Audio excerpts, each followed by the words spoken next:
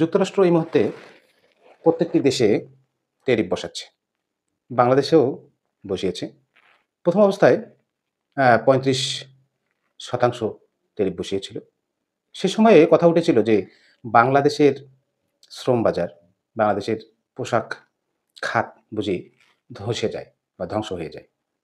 এবং এই জায়গায় বাংলাদেশের যে পোশাক, এই পোশাক খাত ভারত বাংলাদেশের পোশাক খাতটাকে দখল করে নেবে। এ ধরনের আলোচনা শুরু হয়েছিল। এবং তার সঙ্গে ভিয়েতনামের কথা উঠেছিল। ভিয়েতনামও আমেরিকায় তৈরি পোশাক রপ্তানি করে থাকে। তাদের পোশাকও দখল করে নেবে বাংলাদেশের পোশাক খাত। তো বাংলাদেশের আসলে আ সর্বোচ্চ আ বৈদেশিক মুদ্রা আয়ের উৎসই হচ্ছে রেমিটেন্স এবং তার পরপরই পোশাক খাত। প্রায় বৈদেশিক মুদ্রা অর্জনের ২০ ভাগই আসে পোশাক খাত থেকে।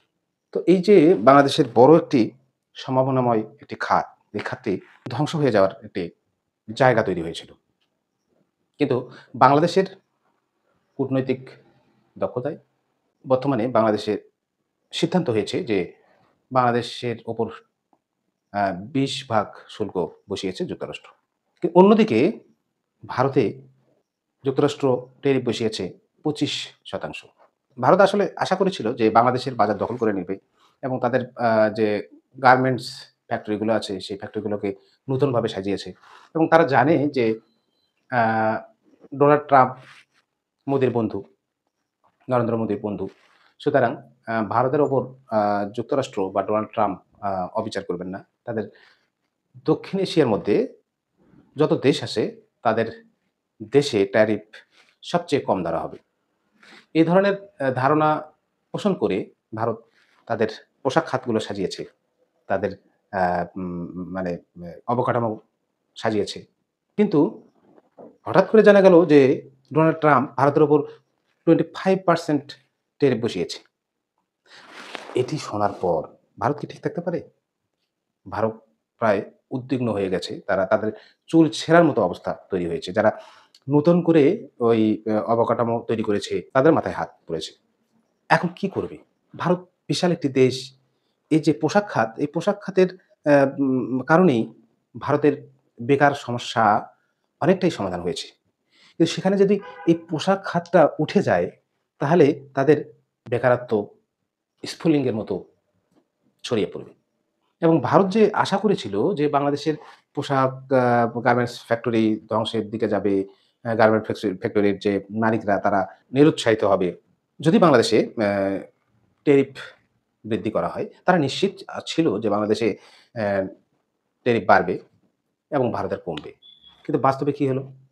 যুক্তরাষ্ট্র ভারতের বিরুদ্ধে ২৫% ২৫ ভাগ শুল্ক বসিয়েছে। কিন্তু কেন?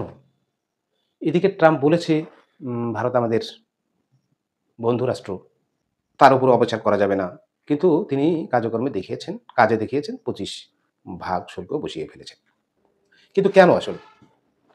এই কারণে যে ভারত তাদের নিজের স্বার্থে কাজ করে, এটা যুক্তরাষ্ট্র বুঝতে পেরেছে। এরকম কিন্তু ঘটনা আ ভারতও করেছে। যে বাংলাদেশ রাষ্ট্রকে বন্ধু ভেবেছে। ভারত বাংলাদেশের বিরুদ্ধেও এরকম ব্যবস্থা নিয়েছিল। বাংলাদেশকে বন্ধু রাষ্ট্র বলেছিল। কিন্তু সবচেয়ে ক্ষতি করেছে বাংলাদেশের। বাংলাদেশের স্বাধীনতা, সার্বভৌমত্বে তারা হাত বাড়িয়েছে। দেখেন কার শোধ কে নেয়। এদিকে যুক্তরাষ্ট্রের প্রেসিডেন্ট ডোনাল্ড ট্রাম্প মুখে বলছে বন্ধু রাষ্ট্র, কিন্তু শুল্ক বসিয়ে দিচ্ছে বেশি। তিনি একটা যুক্তিও তুলে ধরেছেন যে ভারত যুক্তরাষ্ট্রের কাজের বিরোধিতা করেছে। কোথায়? এই যে ইউক্রেন রাশিয়ার যে যুদ্ধ চলছে, সেখানে ভারত কিন্তু রাশিয়ার সঙ্গে ব্যবসা করেছে। রাশিয়ার তেল কিনেছে, রাশিয়ার গম কিনেছে, রাশিয়ার অস্ত্র কিনেছে। এভাবে রাশিয়াকে অর্থনৈতিকভাবে সবল করেছে। এ কারণে রাশিয়া কিন্তু ইউক্রেনের বিরুদ্ধে এতদিন ধরে টিকে আছে। সে বিষয়টি ট্রাম্প কিন্তু উল্লেখ করতে ছাড়েননি। শোধটা দেখেন কিভাবে নিল। আরো একটি কারণ আছে যে যুক্তরাষ্ট্রের পণ্যের উপর ভারত শুল্ক বেশি বসায়। কোনটাতে ৭৬%, কোনটাতে ৪০%, ৫০%, ৬০%। অথচ তাদের পণ্য এই যাবৎ আ বিনা শুল্কে যুক্তরাষ্ট্রে প্রবেশ করেছে। সেই সুযোগ রাষ্ট্র ভারতকে দিয়েছিল। কিন্তু ভারত তাদের পণ্যের উপর শুল্ক বসায়।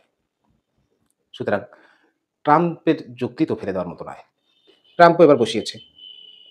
তবে যতটা বসানো দরকার ছিল তার চেয়ে কম বসিয়েছে। এটি হলো প্রকৃতির খেলা, প্রকৃতির প্রতিশোধ। ভালো থাকবেন। আল্লাহ হাফেজ।